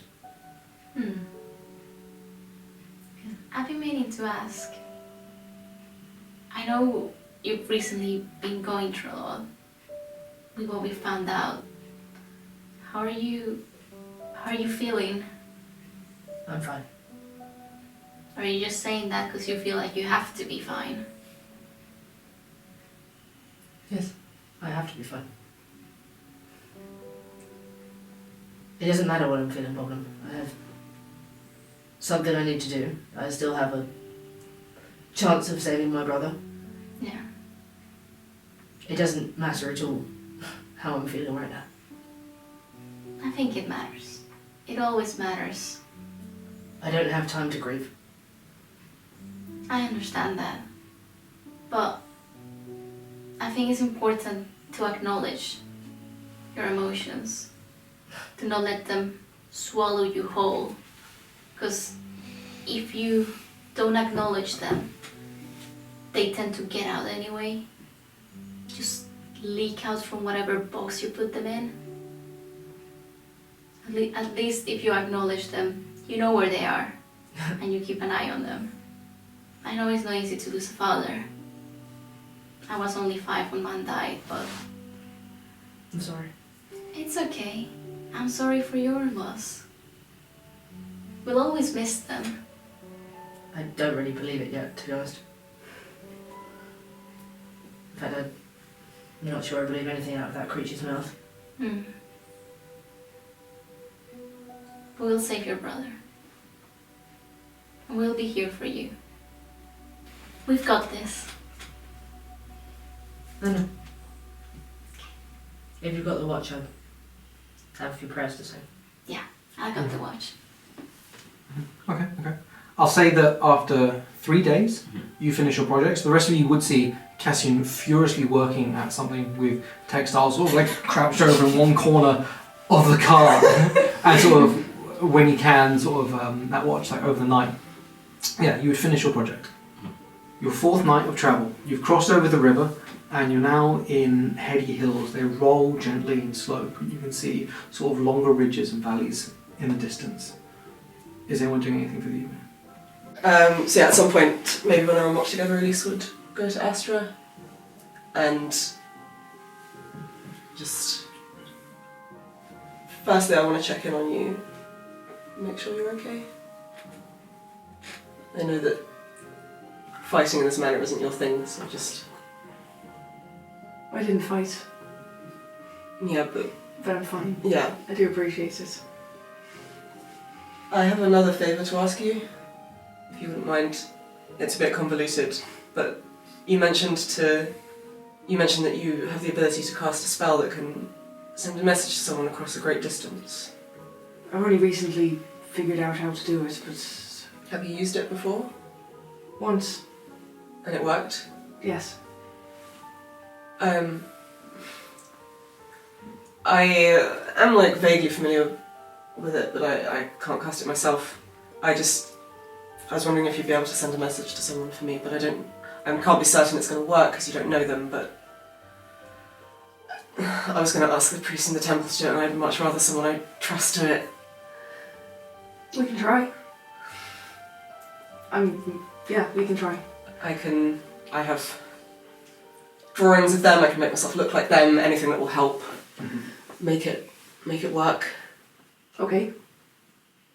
I'd also, this is complicating matters further, but I would appreciate it if I could try and teach you the message in another language and you could send it in that language. Sure, I can definitely try. I really appreciate it. What is it? I'd kind of like to know what I'm saying. Yeah, of course. First, I'll take out my sketchbook, my research journal, which is also a sketchbook, and she'll like flick back through some pages and find an old painting she did of him, and she'll show you a picture of a man, brown skin, blue eyes, long dark hair, and like a messy ponytail with a scraggly beard. His name is Katelyn. He was a member of my crew, and assuming that this Kenra woman was telling the truth, he's in prison in Arrakis and not dead, and I need him to know that I'm alive, and that I'm not going to abandon him. So yeah, I'll then put the book down and stand up and cast Disguise Self, and turn into a man who's about your height, just a little bit taller, very, tall and imposing, and again, this like brown skin, blue eyes, long dark hair, wearing kind of this like dishevelled sort of leather jacket with like spiked shoulder pads and long red and gold scarf, like blue robes underneath the coat. And I guess try to sort of emulate the way he moves and speaks and even cast some spells. Yeah. And do it in the way I've seen him doing it, which is similar to the way Elyse casts spells as well. As you need to be mechanically, you need to be familiar with the person. Yeah. I will say make a performance check if you're disguising yourself to look like this person. Yeah. Then you can make a performance check. And I will also use a new Unearthed Arcana ability. you just scroll all the way back up? Yeah, how many sorcery points is it? It's 2, I believe. Okay. I'm just checking. So yeah, so I will use Empowering Reserves, Mm-hmm. which is one of the Unearthed Arcana sorcerer abilities, which lets me burn 2 sorcery points to gain advantage on a ability check. Ability check, not attack. Yeah. Okay, cool. Yeah, go for it. Okay. Dirty 20. Dirty 20, okay. You think it's a pretty good impression? You have a feeling? Yeah. Okay. Alright. Do you send the message?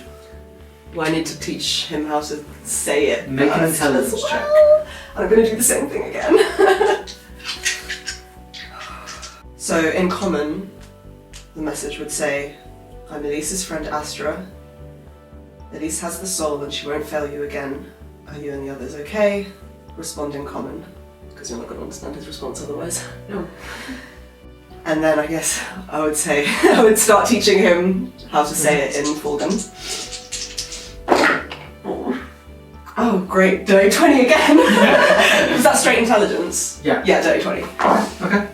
You practice for, I'd say this whole process is probably 2 hours That's fine. of doing the performance and trying to learn just this sentence. Like, you can't really break down what it means, but it's just learning these very basic sounds and replicating them. Okay? Are you casting the message? Mm-hmm. Okay, you cast it. Roll a d100. Percentile dice. 70? Was that just the one you rolled? Mm-hmm. So roll the d10 as well. Oh! 2. Okay. You feel the message cast out, and you feel something actively block the message from being received. She's just staring at you.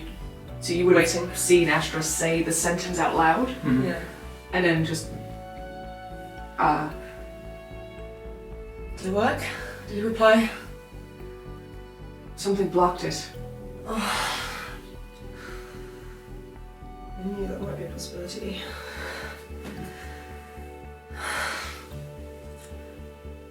I'm sorry. Elyse looks completely distraught. Is it something you did in the spell, or is it an outside force that could we try it again? I have a feeling that it's an outside thing. It felt like there was something in the way. I'm sorry. Thank you for trying. Puts an arm around you, just hugs you close. She kind of goes tense in his arms, but gives him a very stiff hug back. Mm-hmm. She'll just get up and walk away somewhere she can sit by herself. Mm-hmm. And for the first time since all of this started happening, she just can't hold it in anymore. She just pulls her fucking eyes out as quietly as she can, but it's just uncontrollable. Mm-hmm. And she just sits there with her head in her arms. Just... Mm-hmm. Okay. After you guys have had a shift, he would take a shift with Sariel. And Hi, buddy. and just sort of take her to sit a little bit away from where everyone else is sleeping and stuff. Just been a while since we had a chat together. Yeah, it's fine. How are you? Good. How are you? I'm alright. I have something for you. What? It's easier to show you. And he pulls around and pulls out this big pouch that he's been carrying around, wrapped up with him for a while, and starts unravelling it. And starts to lay out. First, white blouse with lace all around the neck, loose sleeves, and then picks up a skirt that's sort of grey but with a purple, I guess a tabard kind of thing at the front, and then the back of it has the same shape but of a wolf's pelt. 2 bracers, leather, again with a wolf's pelt on top, wrapped around with cord, and then lighter grey leggings which have got hand embroidered arcane sigils up both sides of the legs, and just lays it out in front of her. I thought perhaps you would like something that's not... I don't mean to call your outfit cobbled together, but... Oh, it is. It doesn't seem like it was your choice. No, none of this was mine. And it's very clear that the sort of... He's not tried to assume too much about what you'd like, he's kind of taken what you're already wearing and just hit the upgrade button. She's dumbstruck, absolutely dumbfounded. He's just sort of looking over it like, I bought the materials when we were in Lakeside and... Have you been doing that since Lakeside? Yes, it's where I've been hiding from the rest of you. You did this for me? Well, yes. It's... Might as well put some of my skills from home to good use. There's tears in her eyes. You didn't have to do this. I wanted to. Sariel, like it or not, you deserve to have nice things.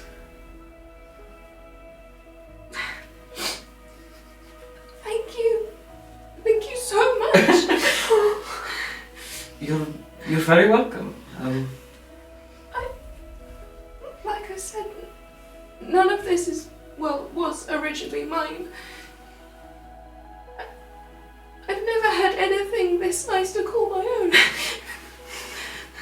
Well, it was made just for you, so... She hugs you. Kind of flinches and like hugs back tentatively, and then while I have your ear, and he pushes back from you but sort of offers out a hand.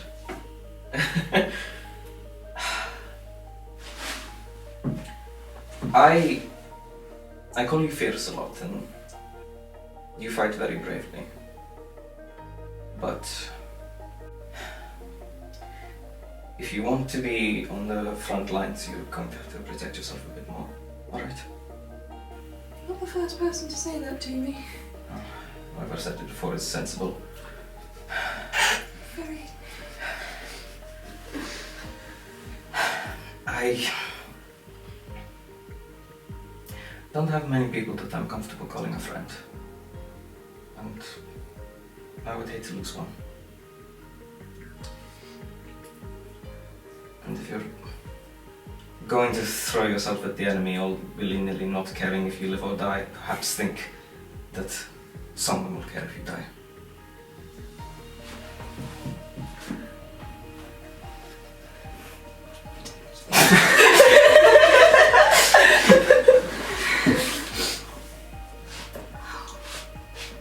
You bastard. It's not the first or the last time I've heard that, but why?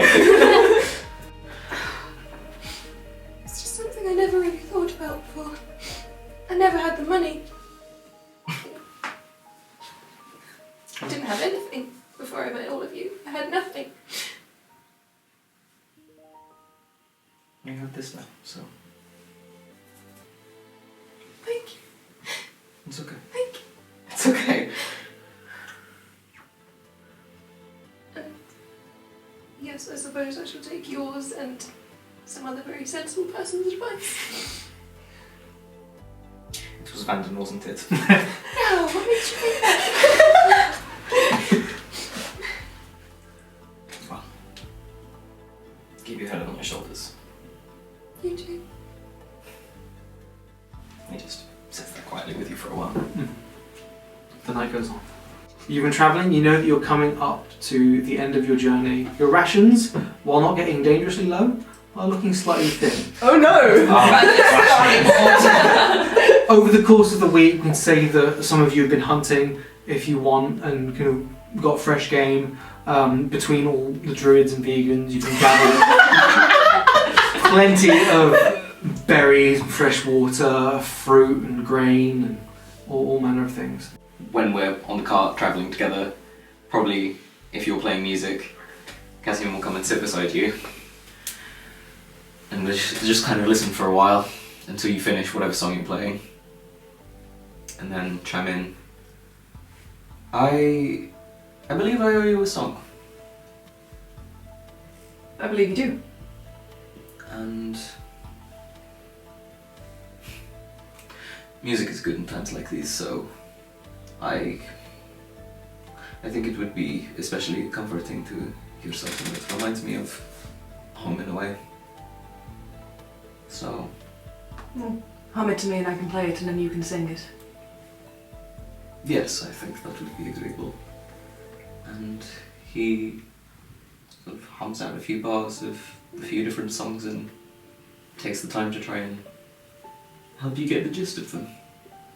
After all, listen attentively and then start playing along Mm-hmm. with the tune you're giving him. Mm-hmm. And I would say Cassian starts singing in, I think it would have to be a different language, sort of like a different dialect of Oh yeah, of course. Yeah. So you could speak like French or German Yeah. kind of thing. Yeah, you could speak like Alfinian or Ospean or Yeah. whichever it is you learn. Or Spain. Yeah. Yeah. So singing in Ospean. If you ask him what it means, he doesn't necessarily know all of the translations, but there's songs about like dramatic love, there's songs about tragedy and loss and just very like grand dramatic ideas. And he seems to be having an actual good time doing this with you. Astra's also having a very good time doing this. Soft. And he sort of, after a little while, is like, so what ones do you know in Sylvan? Teach me something back. I've actually been writing a few. Really? Mm. A Verdant Astra original. No, play. I'd like to hear it. Give me a few more days. Alright. Song for a song. Sure.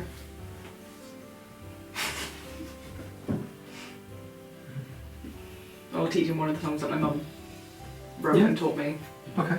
He sings along with you. You press on for 2 more days. You walk through this much hillier land, begin climbing a ridge, and you see the smudge of the mountains northward, and press on towards it.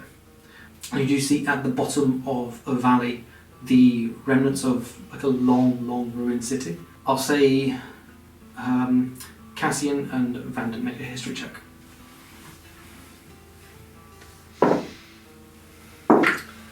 18. 25. 25. Okay. You both know this is the city of Kadesh, which was, destroyed several hundred years ago. Mhm. As we're riding along the ridge, Van will slow his horse and point the ruins of the city out way down in the valley. It's one of the lost cities. Karesh. Yes, What happened to it? the last war that the continent saw. A man named Asonos Galean came down from the hills and sought vengeance on the cities and the valleys. Lakeside, Shadeborn. This one, there's another ruin. Why? They were cutting down all the trees in his forest to make siege weapons. Oh. And he brought reams of forces out of the trees. Started a campaign to tear the cities down. It lasted 15 years. 15 years. 768. He tried to take down Shadeborn. But they are too fortified, too impossibly powerful. They couldn't breach the walls. They fled back into the fields. But Shadeborn and Lakeside, rallying troops from the Lake Lords, they met them out on open ground and they demolished them. Left the remnants of the cities behind, never rebuilt. War like that, I'm just glad we don't have to see it anymore, you know? Quite. The amount of lives that must have been lost. It's just numerous. 2 whole cities razed to the ground. It's horrifying. It is. The continent was horrified. They brought all the leaders of the cities together and formed an alliance after that Against what? against anyone who should hope to invade, disturb the peace. And against, you know that he employed dark magic as well. Against dark magic. Well, I suppose one good thing came out of all that horror. Yes. What the wardens do. A lot of ghosts down there, I imagine. The Wardens. Wardens of Caldera. It's one of the names that Jocelyn called you. Yes, that's why I know so much about this. That's what you do. It's one of my duties. I am the Warden of the East. Just a title, really, but should something like this happen again, the 4 of us would be called upon to rally troops against them. Prevent war. 4 of you. Warden of the East, the North, the South, the South West. and the West.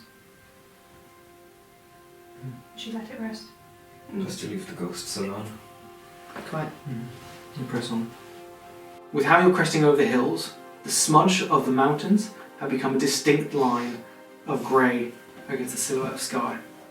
You realise that you're probably maybe a morning away from Shadeborn. You move down into the sort of trough of a low valley and find a suitable spot to make camp and park up the cart with sort of under an overhang of earth and a few sort of gentle dun trees. Is anyone doing anything for the evening? Okay. I would say at this point, when we camp up on this last night, probably reaching Shadeborn the next day. Yeah. Yeah. I just stop and I address the group. And just, you've all done amazing things for me this week. I'm so glad I have all of you here with me. You know, back in Bramley's Nook in the tavern after the Abbey fight, I read this said something to me, well, it said something to all of us, and at the time I was a little taken aback by it, but we really are a party of adventurers now, aren't we? Considering what we've done. Yes. How very cliche of us. We are a team. We are. Quite. All the things I ever thought I'd be doing in my life. Adventuring through the wilderness with a group of misfits. It's not one of them. Thanks. Hey! I say that with all the kindness in my heart. You know. Don't look at me like that, Cassian. I wasn't looking at you.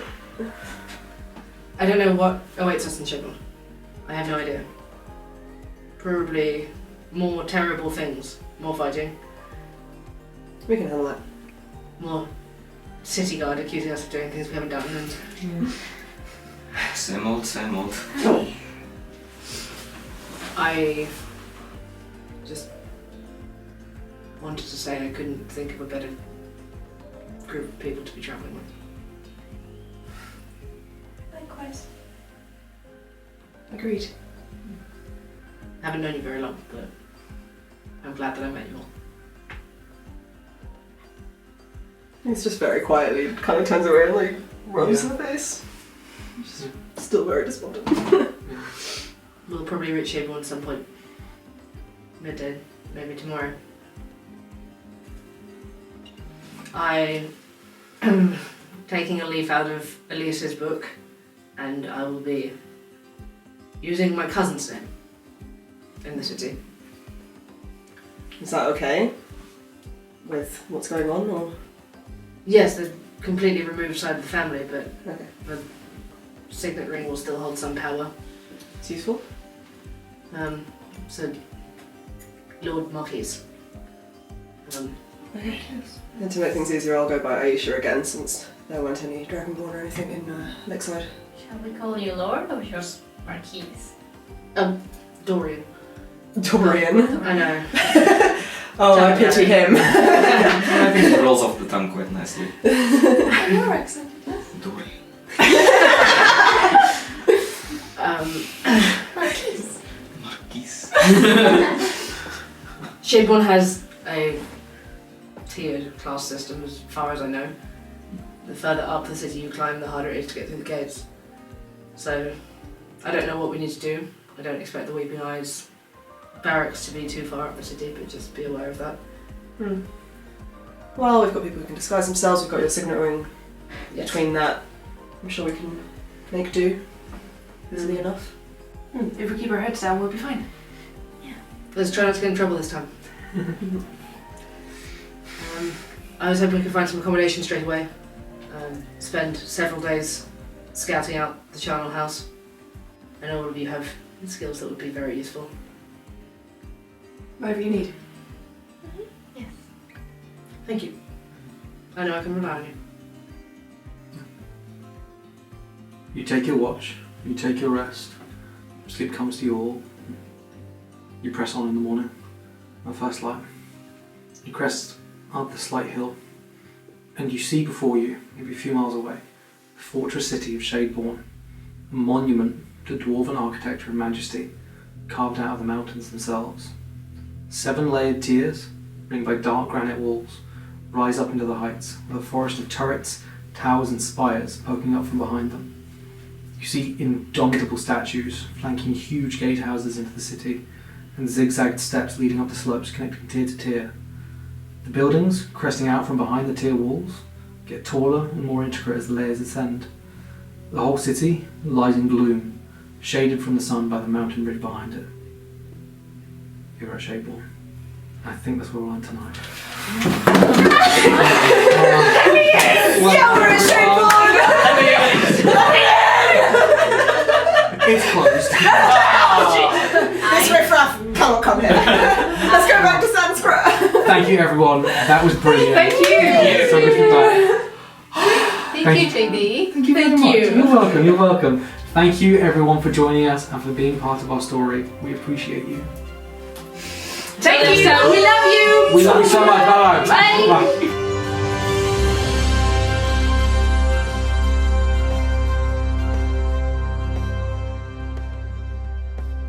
Hi y'all, it's Boblem. Thank you for joining us once again. We finally made it to Shadeborn, and who knows what could await us from here? If you're yet to see, we're running a giveaway competition on Twitter and Instagram to win a couple of WYRMWOOD gaming dice vaults, so be sure to check it out via the link in the description while you still have time. While you're at it, why not check out Fanfamiliar Coffee at fanfamiliar.com/LOTP. You can get 10% off anything on their store with the code LOTPDND. Special thanks as always to our executive producers, Katelyn Ferguson, Alexandra Johnson, Liam Moran, and Emily Hogarth. Until next time, don't get lost in the woods, and we'll see you on Wednesday.